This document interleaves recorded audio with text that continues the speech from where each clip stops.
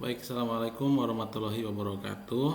Eh, Kali ini saya akan membahas pertemuan ke-9 mengenai penggunaan fungsi pada Python.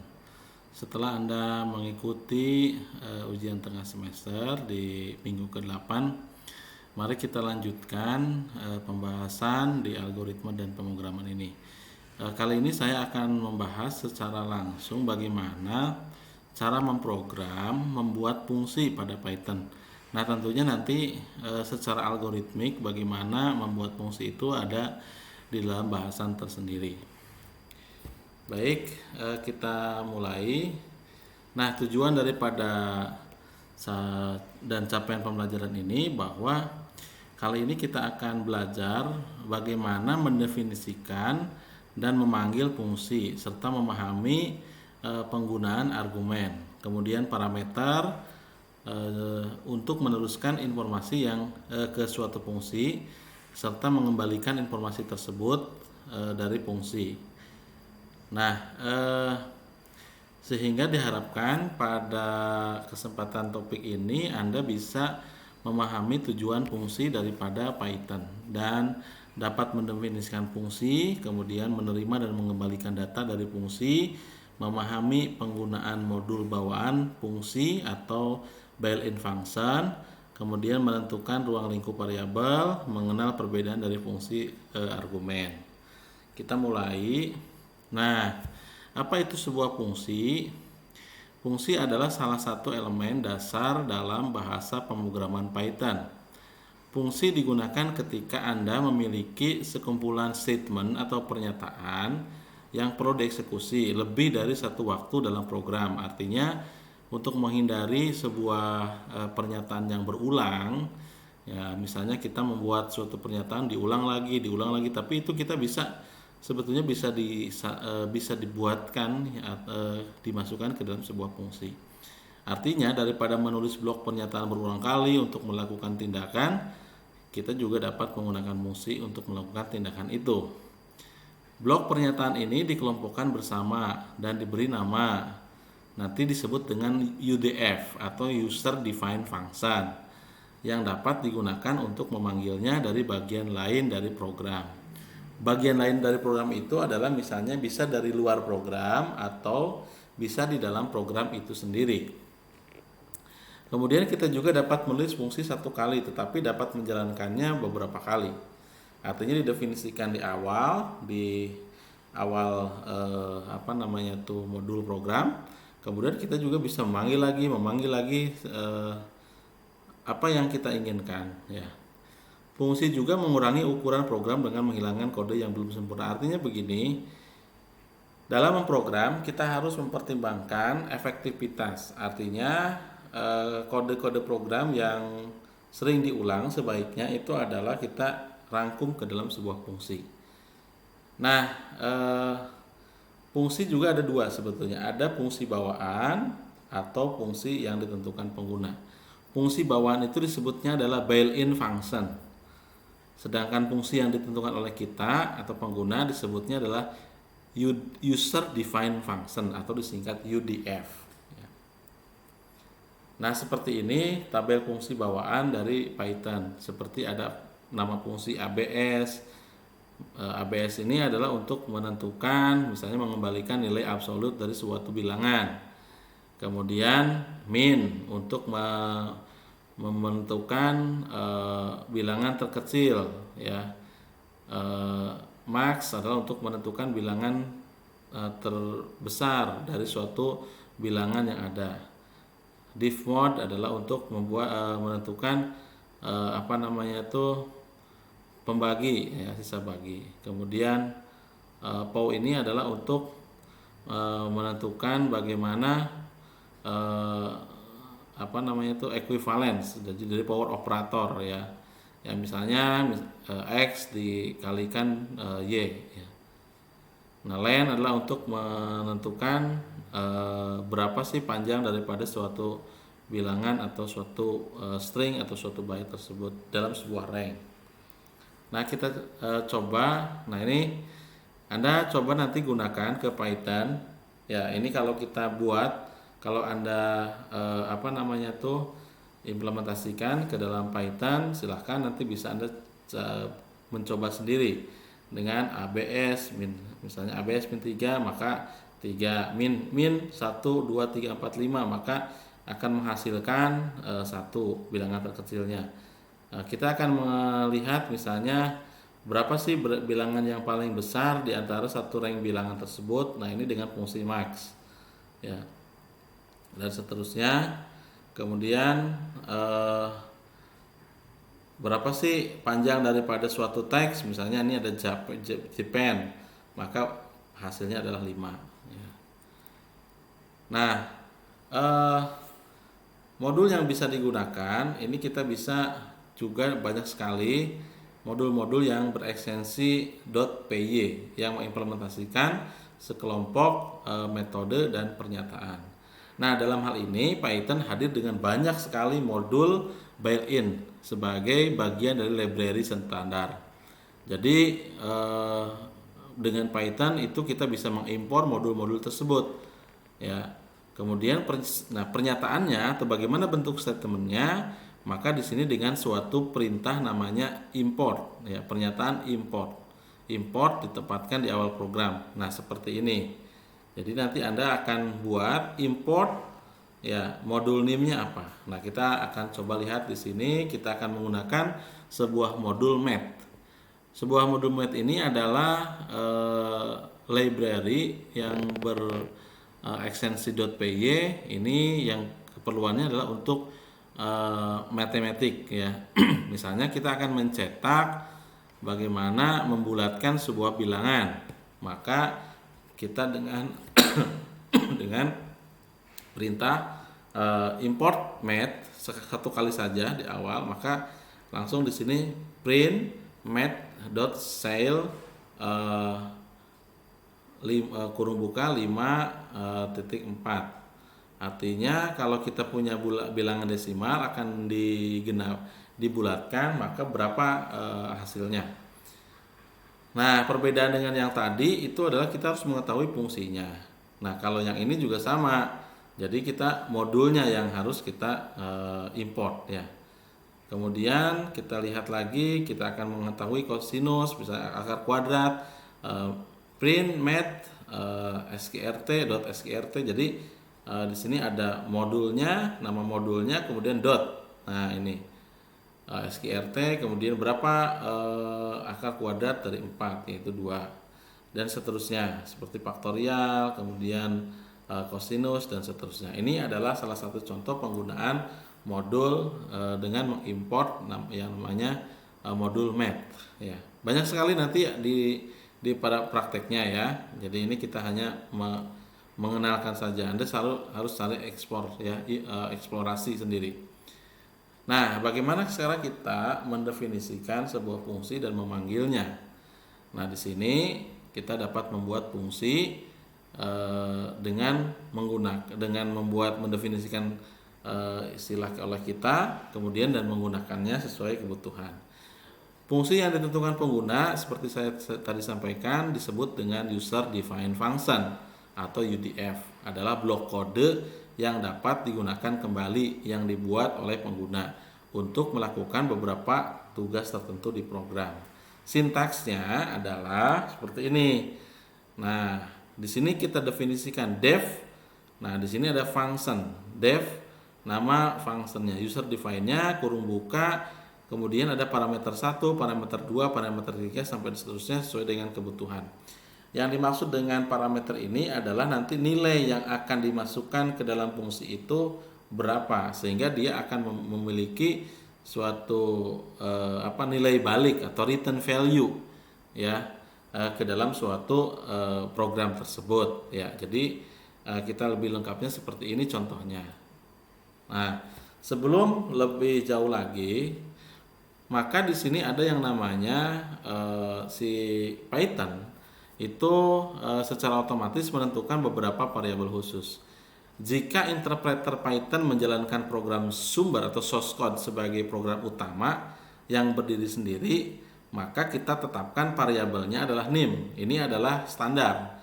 Artinya underscore 2 double underscore name double underscore. Ini adalah bawaan khusus untuk memiliki nilai string yaitu main, artinya sebuah program ya, sebagai suatu program utama. Nah, artinya maka kita lihat apabila program tersebut adalah berdiri sendiri, maka kita harus if name. Nah, ini. Jadi di dalam penyiapan variabelnya. Nah, ini variabelnya apa yang disebutnya? Yaitu variabelnya adalah statement. Jadi identitasnya adalah statement. Jadi if double underscore name ya, double underscore sama dengan main. Ya, ini adalah standar ya. Nah, kemudian apa pernyataannya? Ya, statementnya apa? Kita lihat contohnya di sini. Nah, ini. Kita akan membuat sebuah fungsi. Nah, misalnya ada dua fungsi. Yang pertama ada fungsi yang mengeluarkan suatu teks, yaitu didefinisikan tanpa argumen. Yang dimaksud tanpa argumen itu yang seperti apa? Tanpa argumen itu adalah di mana di sininya ada kurung kurawal, kurung buka, kurung tutup, tapi tidak ada parameter. Itu namanya tanpa argumen. Nah, kalau yang dengan argumen bagaimana? Di sini ada parameter.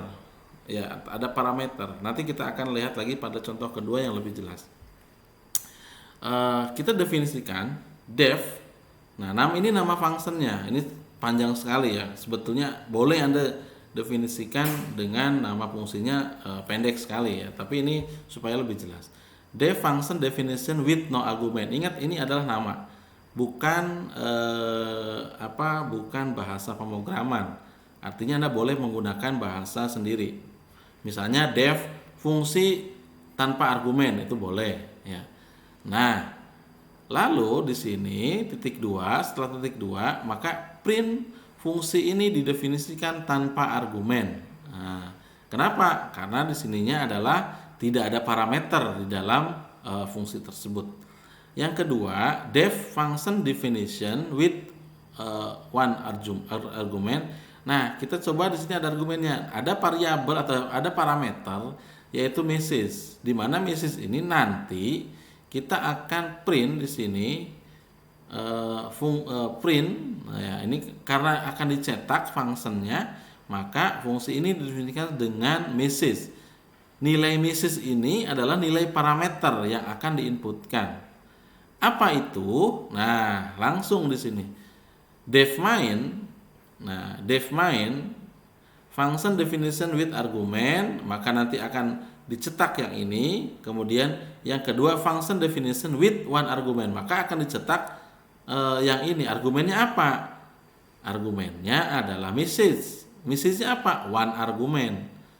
Ya, maka if name ya, if double underscore names double underscore sama dengan main, maka kita ini kan. Maka hasilnya akan seperti ini. Jadi ini langsung dicetak. Fungsi ini didefinisikan tanpa argumen sesuai dengan teks yang di sini. Fungsi ini didefinisikan dengan one argument. Message ini adalah diisi dengan parameter message ini diisi dengan suatu teks namanya one argument.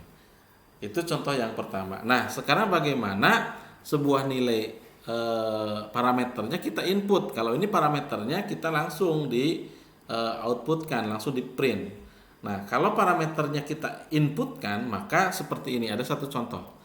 Nah, contohnya gini, kita akan membuat rumus trapesium, ya, menghitung luas trapesium. Di mana di dalam luas trapesium itu ada suatu parameter yang harus dimasukkan.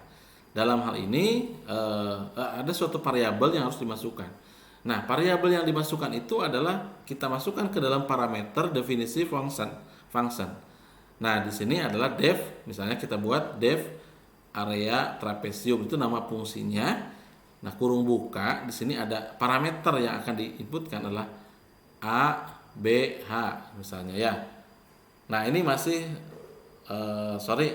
saya tadi menjelaskan parameter input nanti di contoh yang ketiga. Ini contoh yang kedua, ini masih kita masukkan sebuah parameter. Ini argumen ya, dengan argumen. Maka area itu adalah luasnya 0 dikali 0,5 dikali A tambah B dikali H. maka area itu adalah sebuah variabel yang menyimpan formulasi dari sebuah parameter. Nah, sekarang kita print yaitu dengan area trapesium adalah area. Maka ketika kita memanggil fungsi, berapa parameter yang dimasukkan bebas di sini.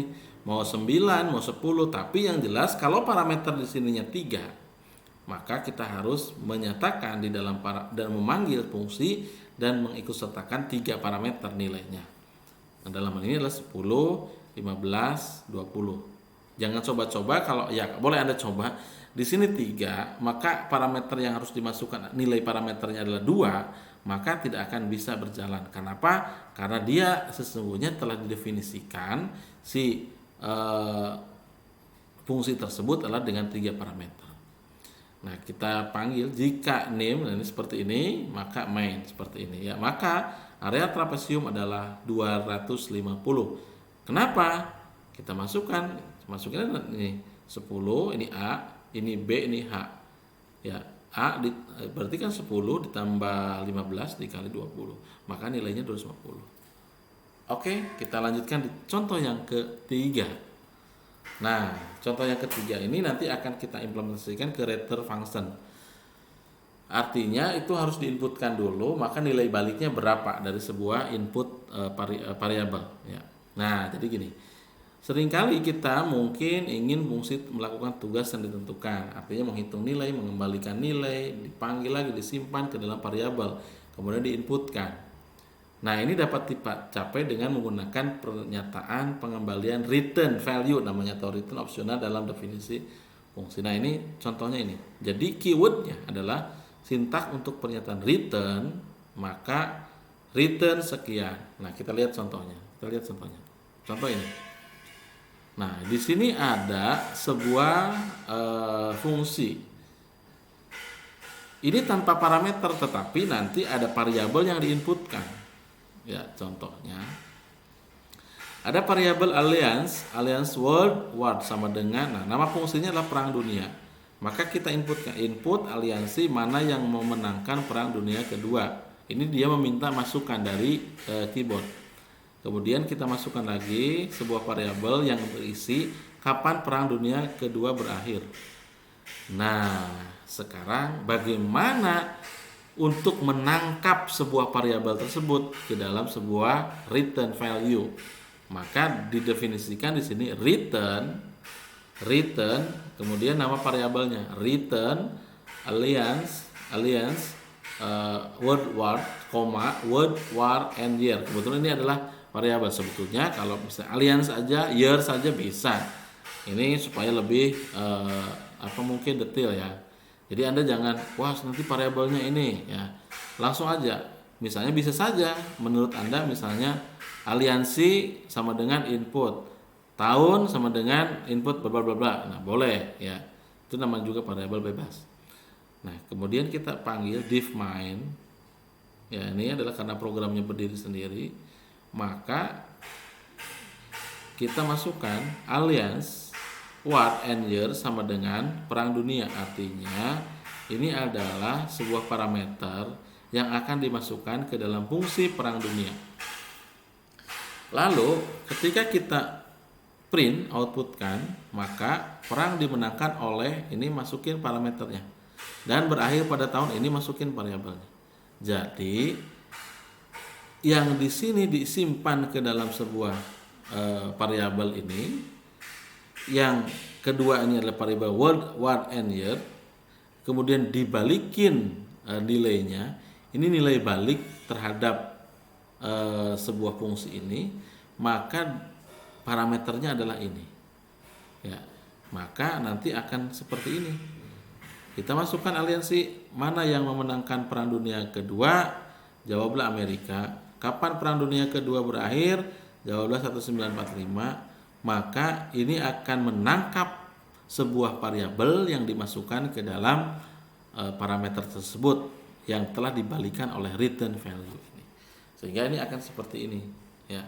Perang dimenangkan oleh Amerika, ini adalah sebagai variabel parameternya, dan berakhir pada tahun 1945, ini adalah sebagai variabel kedua dari parameter yang dimasukkan. Nah, untuk lebih jelas lagi, Anda nanti pertama ada tugas di latihan mandiri pertemuan ke-9.